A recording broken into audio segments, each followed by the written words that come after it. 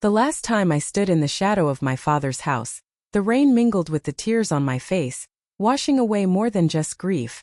It was washing away my entire world. The heavy oak door, which had always swung open to welcome me home, felt like a fortress wall, and behind it stood my sister Elara. Not with a consoling embrace, but with a sheaf of papers and a smile as cold and sharp as polished marble. "He wanted me to be secure, little brother," she'd said, her voice a venomous whisper that drowned out the storm. "Everything is mine." The will, she claimed, was explicit, final. I, the dreamer, the one who'd loved our father for his soul and not his portfolio, was left with nothing but the clothes on my back and the echoing silence of a love I thought was unshakable. I remember the weight of my suitcase in my hand, a cheap, flimsy thing containing the shattered pieces of my past, as I walked away from the only home I'd ever known, cast out into the gray, unwelcoming dawn. The inheritance wasn't just money. It was my father's legacy, his belief in me, the very roots from which I grew. And Elara had not just stolen it, she had set fire to my history and left me to watch it burn from the cold, lonely road. But embers survive even the fiercest of blazes. And I carried mine with me into the darkness, nursing a quiet, simmering flame of vengeance that would one day light my way back. The silence in the study was a physical presence, thick and heavy with the scent of old leather and lost time. It was a silence I had always associated with my father's quiet strength, the calm he exuded when the world outside grew too loud. But now, just 2 days after we had laid him to rest, the silence felt accusatory, a void where his voice should have been. The house itself seemed to be holding its breath, waiting for the reading of the will, a document I had naively believed would be a mere formality, a final loving instruction from a man who had always been meticulously fair. Elara, my elder sister by 5 years, sat opposite me in our father's own worn armchair, her posture unnaturally straight, her hands folded neatly in her lap. She wore a simple black dress, but there was nothing simple about the glint in her eyes, a sharp, polished gleam that seemed to absorb the dim light of the room rather than reflect it. Our father's lawyer, Mr. Abernathy, a man whose face was a roadmap of wrinkles earned through decades of navigating family tribulations, cleared his throat, the sound like gravel shifting in the profound quiet. He adjusted his spectacles, his hands trembling slightly as he broke the seal on the envelope that contained my father's last wishes. I remember the feeling of my own heartbeat, a steady, trusting rhythm against my ribs. I expected a bequest for his favorite charities, the caretaker's cottage for old Mrs. Higgins who had tended the gardens for 40 years, and then the division of the estate. The house, the investments, the vast, rolling countryside that had been in our family for generations. It would be split. Perhaps not perfectly down the middle, but fairly. He knew Elara's ambition, her hunger for the corporate world he'd built, and he knew my own heart, my love for the land, for the history embedded in the very stones of the manor. I was the historian, the keeper of our stories. She was the CEO in waiting. I saw a future where we balanced each other, where her sharpness protected the legacy my softness cherished. It was a childish dream, and it began to curdle with Mr. Abernathy's first hesitant word. He read through the preliminary clauses, his voice a dry monotone. A bequest to the local hospital, a trust for the employees. I nodded along, my gaze drifting to the portrait of my father above the mantelpiece, his kind eyes seeming to watch over the proceedings. Then came the core of the will. "And unto my daughter Elara Margaret Vance," Mr. Abernathy read, pausing for a fraction of a second too long, "I bequeath the entirety of my remaining estate, including but not limited to the Vance Holdings Corporation, all associated stock and assets, the primary residence of Hawkridge Manor and all its contents, and the land holdings amounting to approximately 1,200 acres in Sussex." The words did not immediately compute. They were sounds strange and foreign, crashing against the walls of my understanding and falling into a heap of meaningless syllables. The entirety. The word echoed. It was so absolute, so devastatingly complete. I waited for the conjunction, the and, the also, the phrase that would include me. It did not come. Mr. Abernathy's eyes flickered towards me, filled with a pained apology that sent the first cold trickle of dread down my spine. He continued, his voice now barely a whisper. "And unto my son, Samuel Jacob Vance, I bequeath the sum of £50,000, to be held in trust until his 30th birthday, and my personal pocket watch in recognition of our shared interest in mechanics. The air left my lungs in a soft, involuntary gasp. The room seemed to tilt on its axis, the bookshelves leaning in, the portrait of my father swimming in a sudden hot film of tears. 50,000 pounds. Pittance. An insult. A sum that might buy a used car, not a future. And a pocket watch. I felt a hysterical laugh bubble in my throat, choked it back into a sob. It was the watch I'd helped him fix when I was 12, its delicate gears a mystery we had solved together on a rainy afternoon. He had given me the legacy of a memory, while handing Elara the keys to a kingdom. I looked at her, my vision blurry, searching for shared shock, for outrage on my behalf. But I found none. Her face was a mask of serene, practiced grief, but her eyes were triumphant. They met mine, and in that crystalline moment I saw the truth. There was no surprise there. Only a cold, calculated victory. This was not my father's doing. This was hers. The pieces began to click into a horrifying puzzle. Her sudden, intense involvement in his care in the final 6 months, shunting aside the nurses, taking control of his appointments, his medication, his access to visitors. The way she had always whispered in his ear about my unfocused ambitions, my bohemian lifestyle, my failure to marry and produce a suitable heir. She had isolated him, manipulated a sick, grieving old man, and she had won. This can't be right, I stammered, my voice cracking, sounding young and feeble in the vast room. Mr. Abernathy, there must be a previous will. The one from 5 years ago. He told me. This is the most recent and legally binding last will and testament of Jacob Arthur Vance, dated and executed 3 months ago, Mr. Abernathy said softly, unable to meet my gaze. It has been properly witnessed and notarized. He was not in his right mind, I cried, surging to my feet, my chair scraping harshly against the polished floor. The medication, the illness. You know, he wasn't himself. It was Elara who spoke, her voice a silken knife, cutting through my desperation. Oh, Sam, she sighed, the very picture of weary benevolence. This is difficult for all of us. But we must respect his wishes. He was clear-headed until the end. He simply wanted to ensure the legacy he built was preserved by someone with the fortitude to manage it. He loved your spirit, but he feared your naivety would see it all squandered. The money and the watch, he wanted you to have something to remember him by. Something simple. The cruelty of her words, wrapped in the fake velvet of concern, stole the breath from my lungs. She was not just robbing me. She was rewriting our history, assassinating my character, and using our father's memory as the murder weapon. The love I had felt for him, the bond one thought was unbreakable, now felt like a lie she had meticulously constructed. I looked from her composed, victorious face to the pained, helpless expression of the lawyer, and I knew I was utterly alone. The inheritance wasn't just land and money. It was my home, my history, my father's belief in me. And in this cold, silent room, with the late afternoon sun casting long, accusing shadows, my sister didn't just steal it. She took a hammer to the foundation of my entire life and smiled as the walls crumbled down around me. The city was a shock to the system, a cacophony of grinding gears and blaring horns that drowned out the fragile, persistent echo of my own heartbreak. The 50,000 pounds felt like a lie in my bank account, a paltry severance package for a life I never knew I had been employed in. It was blood money, a token of a father's love so diminished by my sister's poison that it felt less like a gift and more like a final dismissive wave. I could not touch it. To spend it would be to accept their narrative, to agree that my worth was a small finite sum in a broken timepiece. I left it untouched, a monument to the betrayal, and let the reality of my new existence close over me like dark, icy water. I found a room in a dilapidated boarding house that smelled of boiled cabbage and despair, its walls so thin I could hear the ragged cough of the old man next door and the whispered arguments of the couple across the hall. It was a world away from the quiet halls of Hawkridge Manor, from the scent of beeswax and old books. Here the air was thick with struggle, and I became just another anonymous soul breathing it in.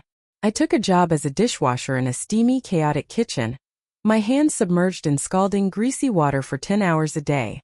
The work was a brutal, mindless penance. The heat burned my skin, the steam soaked my clothes, and the head chef, a man with a permanent sneer and a voice like grinding glass, would bark orders and insults with equal fervor. My coworkers were ghosts, their eyes hollowed out by exhaustion and dead-end lives. At first, the sheer physical degradation was a relief. It was a pain I could understand, a fatigue so profound it left no room for the sharper, more intricate agony of what had been taken from me. I would stumble back to my room each night, my body aching, my mind blessedly numb, and collapse onto a thin mattress that offered no comfort. But in the quiet moments before sleep finally claimed me, the numbness would recede, and the memories would flood back. I would see Elara's face, that mask of cold triumph. I would hear the finality in Mr. Abernathy's voice as he read the words that disinherited me. I would feel the phantom warmth of my father's hand on my shoulder, a gesture that now felt like a cruel joke. The anger began as a small cold ember in the pit of my stomach, a hard, dense knot that the scalding water and the chef's abuse could not dissolve. It was during these long silent shifts, my arms elbow-deep in suds, that I started to plan. Revenge is a dish best served cold, the old adage goes, but mine needed to be forged in fire. A reckless legal challenge with my meager resources would be like throwing a pebble at a fortress. Elara would crush me with teams of lawyers, bury me in paperwork, and paint me as the greedy, ungrateful sibling I knew she would already be portraying me as. No, I could not come at her directly. I had to become someone else entirely. I had to build a new fortress, stone by painful stone, one that could eventually withstand hers and then lay siege to it. The ember of anger became my compass. I enrolled in night classes, using the last of my dishwashing pay to study business and finance. The concepts, so dry and clinical in the textbooks, became a thrilling secret language. I was not just learning about markets and mergers. I was learning the rules of the game Elara thought she had already won. I was studying her playbook, learning to think like her, all while surviving on cheap coffee and a few hours of fitful sleep. The years that followed were a blur of relentless, grinding effort. I moved from dishwasher to busboy, from busboy to bartender, each step a small victory in a war no one else knew I was fighting. I lived in a state of perpetual exhaustion, my face growing leaner, harder, the softness of my youth sanded away by hardship. I made no friends, allowed for no distractions. Romantic overtures were gently, firmly deflected. Any emotional entanglement felt like a leak in the hull of my single-minded vessel. My life became a binary existence. Work and study, study and work. The city, which had once felt so alien and hostile, became my training ground. I learned its rhythms, its hidden economies, the way ambition and desperation fueled its endless churn. I saw other versions of myself on every corner. The dreamers, the broken, the strivers, and I used their collective energy to feed my own resolve. There were moments of near-crippling despair, nights when the loneliness was a physical weight on my chest, when the memory of the green, rolling hills of Sussex was a physical ache so intense I could barely breathe. I would take out the pocket watch, its delicate gears stilled, a relic from a life that felt like it belonged to someone else. I would hold its cold weight in my palm, and instead of sadness, I would feel the cold ember in my gut flare. A reminder of why I was here, in this tiny airless room sacrificing my youth. Slowly, imperceptibly at first, the tide began to turn. My knowledge, hard-won and obsessive, started to yield opportunities. A chance conversation with a regular at the bar led to a low-level position at a fledgling tech startup. A company as hungry and relentless as I was. I started in the mailroom, but I saw everything, learned everything. I stayed late, devouring reports, understanding the architecture of the business, offering quiet, insightful suggestions that were initially ignored, then later begrudgingly accepted. I was no longer the dreamer, the historian. I was a strategist, a survivor. I learned to channel the cold, calculating part of myself that I had seen in Elara, but I tempered it with the empathy my father had nurtured, an empathy that allowed me to read people, to understand what motivated them, to build alliances where she would have only built walls. I rose through the ranks not with bluster, but with a quiet, undeniable competence. The money started to come, real money, but I lived as frugally as I had as a dishwasher. Every penny was a soldier for the army I was building. I invested carefully, shrewdly, always with the long game in mind. The world of high finance, which had been Elara's domain, became my own. I was no longer Samuel Vance, the disinherited son. I was a ghost, a phantom amassing strength in the shadows, my gaze fixed unwaveringly on the distant, glittering spire of the fortress I had been cast out from, the home that was never far from my thoughts, Even as I built a new life from the ashes of the old, the transformation did not happen in a single glorious moment of revelation, but in the slow, inexorable accretion of 10,000 small defiances against the person I had been. The first true turning point arrived not with a fanfare, but with a profound and chilling sense of clarity. It was a Tuesday, I think 3 years into my exile. I was standing on a grimy fire escape, the iron cold against my palms, looking down at the frantic ballet of traffic and humanity below. The air was thick with the city's exhaust, a far cry from the clean rain-washed scent of the Sussex Downs. A profound weariness had settled into my bones, a fatigue so deep it felt geological. I was tired of the struggle, tired of the loneliness, tired of the constant, gnawing anger that was my only companion. In that moment, giving up felt like a tangible, almost seductive option. I could use the £50,000. I could disappear to some anonymous coastal town, become a fisherman, a bartender, a ghost. The thought was a warm, inviting blanket. But as I stood there, the memory of Elara's face in the study, that look of cold, unassailable victory, flashed before me. It was not the memory of the loss that struck me then, but the memory of her absolute certainty that I was broken, that I would never rise. And in that moment the weariness crystallized into something else entirely. A cold, hard and unyielding resolve. I was not going to simply survive her betrayal. I was going to become someone she could not even comprehend, a force born in the darkness she had cast me into. And I would use that force to dismantle brick by brick the world she had stolen. This shift in mentality changed everything. My studies were no longer just an escape. They were a weapon I was forging stroke by stroke. I left the startup, taking every scrap of knowledge and every connection I had made, and used my carefully hoarded savings to make my first bold move. It was a gamble that would have left the old Sam breathless with anxiety. I invested everything in a niche, almost forgotten sector of sustainable logistics, a field I had identified as poised for explosive growth. My colleagues from the bar, the few I occasionally shared a drink with, thought I was insane. But my research was meticulous, my projections ruthlessly logical. I had learned to see patterns where others saw chaos, to find value where others saw only risk. The company, which I named Ethereum as a quiet, bitter joke on the inheritance of land I had been denied, was my vessel. The early days were a fresh hell of their own, a brutal marathon of 80-hour weeks, of pitching to skeptical investors who saw only a young man with a desperate intensity in his eyes, of surviving on a diet of caffeine and pure, undiluted will. But this struggle was different. It was mine. I was no longer washing another man's dishes. I was building my own castle, and every brick was laid with the mortar of my own ambition and pain. Success, when it finally came, was not a sudden explosion of wealth, but a quiet rising tide. Ethereum found its market, and then, as I had predicted, it defined it. Our valuation climbed slowly at first, then with a dizzying exponential speed. The business magazines started to call me a visionary, a prodigy, a mysterious wunderkind who had emerged from nowhere. I gave no interviews, offered no personal history. I cultivated an aura of enigmatic silence, understanding that mystery can be a more powerful currency than fame. The money became staggering, numbers on a screen that represented a power I had only ever witnessed from the outside. But I did not buy a yacht or a penthouse. I lived in a clean, modern but modest apartment. I wore simple, well-tailored clothes but no ostentatious jewelry. The money was not for indulgence. It was for ammunition. I channeled it into a private investigative firm staffed by former forensic accountants and intelligence operatives, the best money could buy. Their mandate was simple yet complex.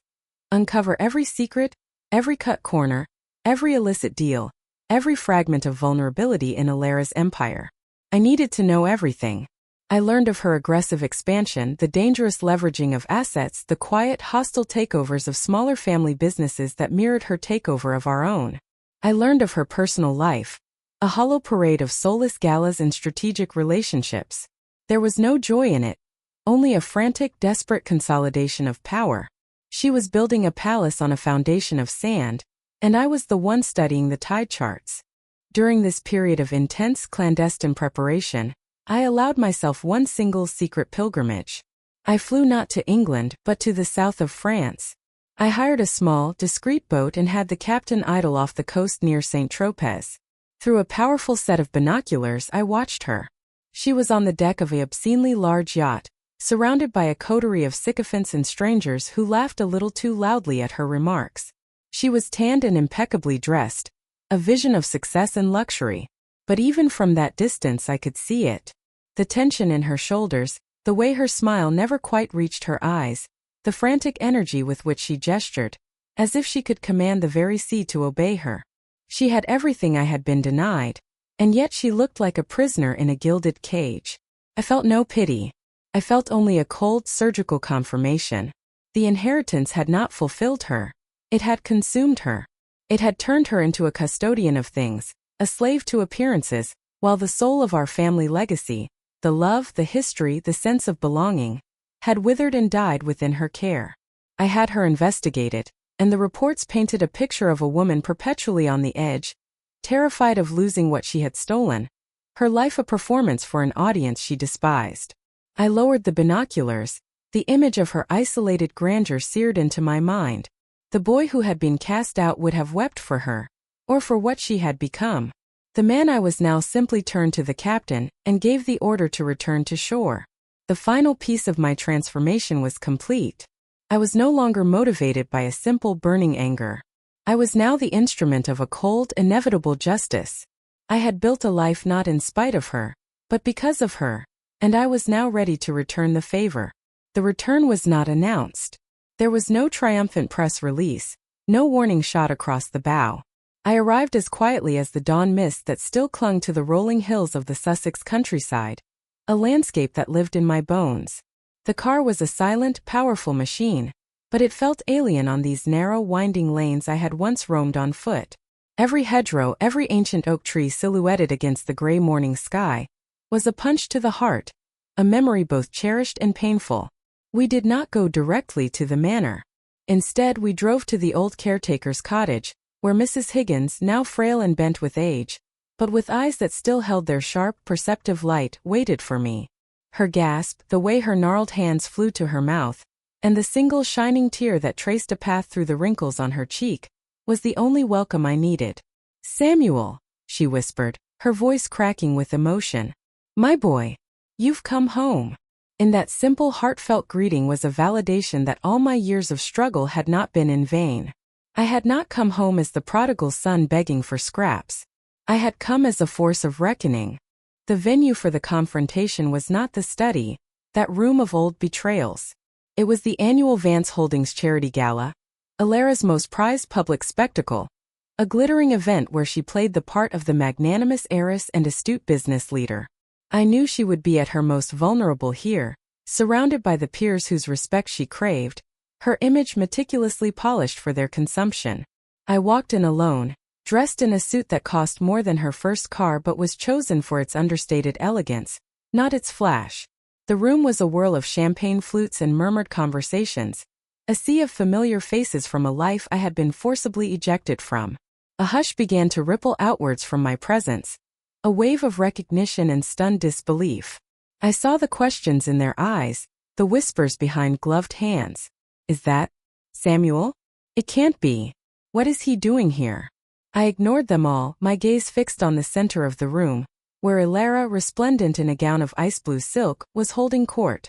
She was in the middle of a laugh, a sharp artificial sound when she saw me. The laugh died in her throat. Her smile froze, then slowly melted away, replaced by a look of pure, unadulterated shock that she fought and failed to control. For a glorious fleeting second, I saw the ghost of the frightened girl she must have been underneath the fortress of her ambition. She recovered quickly, her public mask slamming back into place, though it was now tight and brittle around the edges.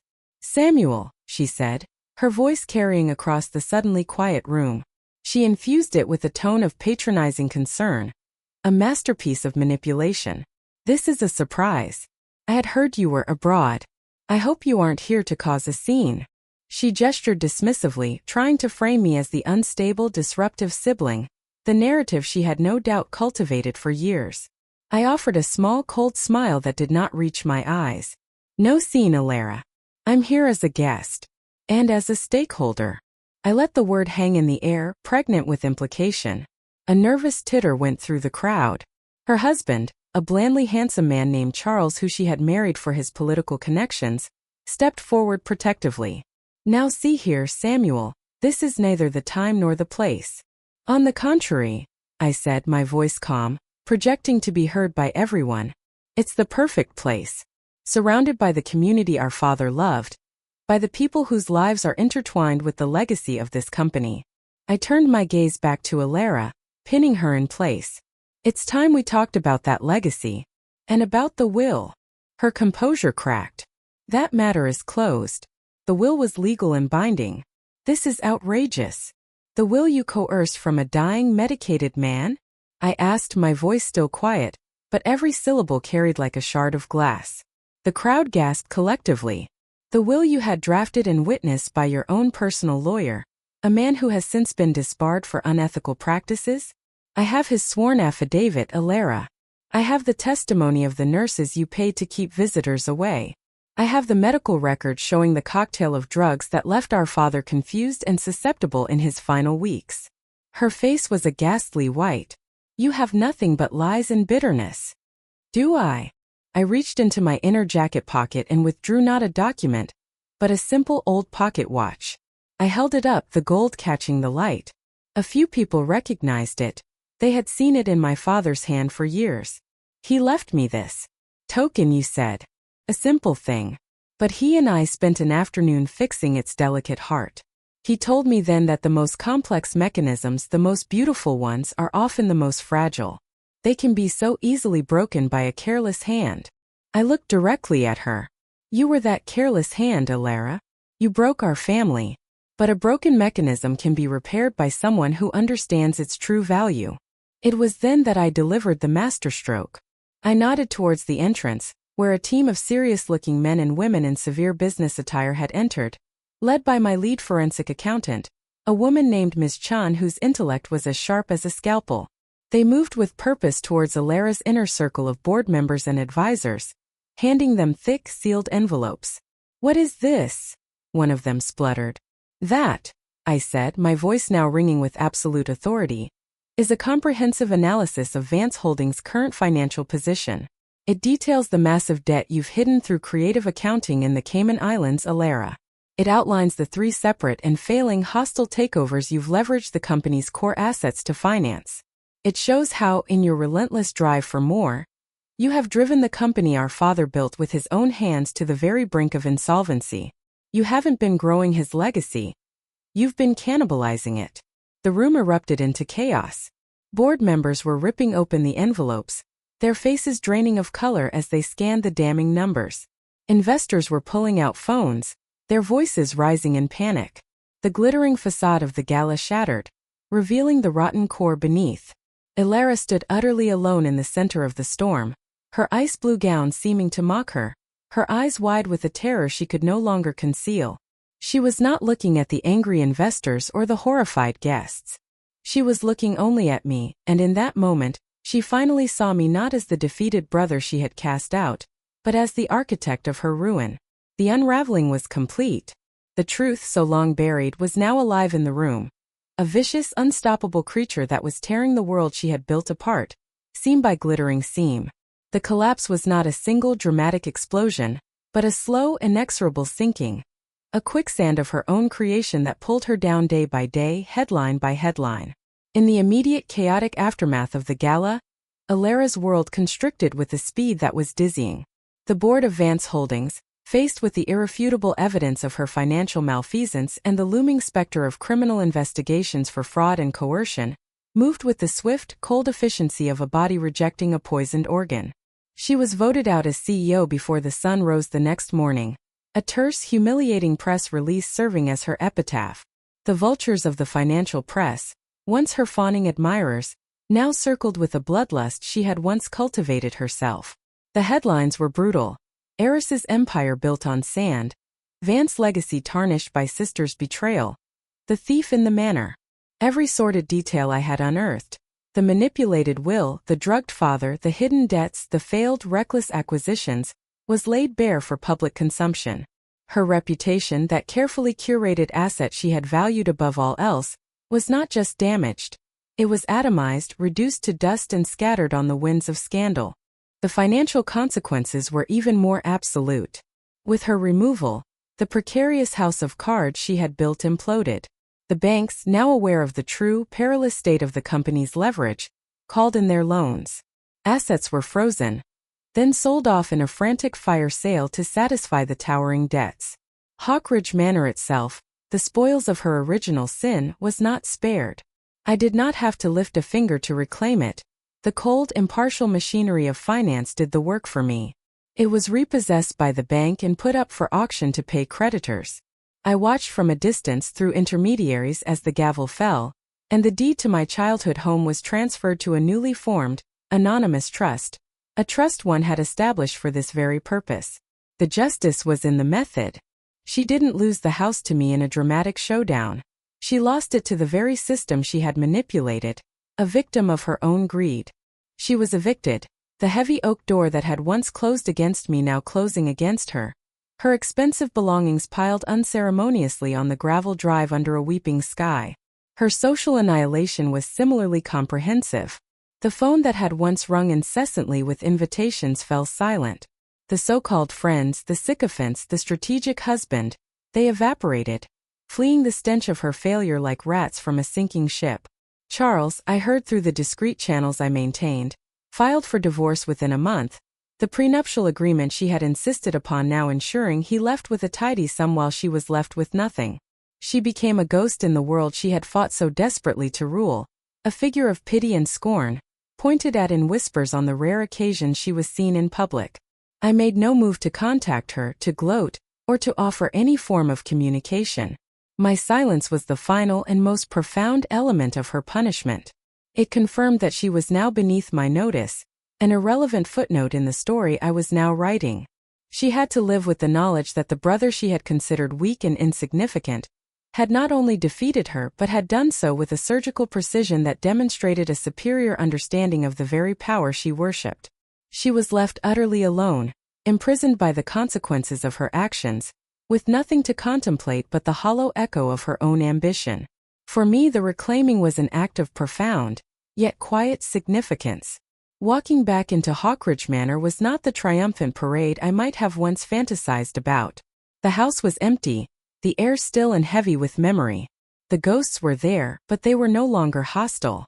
I felt my father's presence not as a judgment, but as a release, a final peaceful sigh. I did not rush to refill the rooms with new, expensive things. I began slowly, carefully, restoring the house not to its former opulence, but to its soul. I brought back Mrs. Higgins to oversee the gardens, her joyful tears watering the soil as much as the rain. I found some of the old staff, those who had been cast aside by Elara's impersonal efficiency, and offered them their jobs back. The life that returned to the manor was not one of cold grandeur, but of warmth and respect. It was no longer just a house, it was a home again, its heart beating once more. The Vance legacy was no longer a corporate entity to be leveraged, but a living, breathing thing to be stewarded. I merged the salvageable core parts of the old company with Ethereum, creating something new, stronger, and ethically sound. A business that served the community and honored my father's original vision, not his balance sheet. The final closure came on a crisp autumn afternoon, almost a year after my return. I was walking the grounds, the fallen leaves crunching softly under my boots, when I saw her. She was standing at the very edge of the property, beyond the old stone wall that marked the boundary, a solitary figure in a cheap, thin coat. She was just staring at the manor, at the smoke curling from its chimney, at the evidence of a life continuing without her. She looked small, diminished, all the sharp edges of her ambition worn down by hardship and regret. Our eyes met across the great expanse of the lawn, a distance that felt more than physical. There was no anger left in me, no hatred, only a vast oceanic pity. She had sought to own everything, and in doing so had lost everything including herself. I had been stripped of everything, and in that void, I had found my true strength and a peace she could now never comprehend. I did not wave or smile or acknowledge her in any way. I simply turned and continued my walk, leaving her there in the gathering dusk, a permanent exile from the kingdom she had stolen, while I, the true heir, finally and fully, had come home. The circle was complete, and justice, cold and perfect, had been served.